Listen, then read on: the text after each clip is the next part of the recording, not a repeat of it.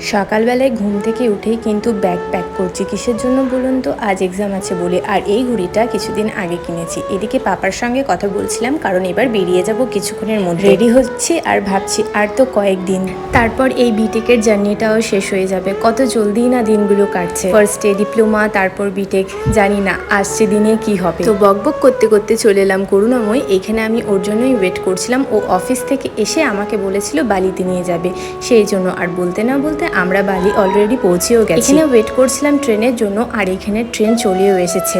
আর আমার দেখা হচ্ছে একদম এক্সাম দিয়ে আপনাদের সঙ্গে। এখানে বালিতে এখন আবার চলে এসেছে। আর একটু ওয়েট করার পরে ও আমাকে নিতে চলে এসেছে। এখন প্রায় রাত হয়ে গেছে আর খুবই ক্লান্ত, কারণ সারাদিনের এত জার্নি করার পর মানে কি আর বলবো। তো যাই হোক, এখন তো আমরা অর্ধেক রাস্তা প্রায় চলে এসেছি। কিছুক্ষণের মধ্যে বাড়ি পৌঁছে যাব। একদমই ভাবছি ডিনার নিয়ে ঢুকবো বাড়ি। তো চলুন এর সঙ্গে করছি আজকের ভিডিওটার শেষ। ভালো লাগলে করে দিন একটা লাইক। আল্লাহ হাফিজ।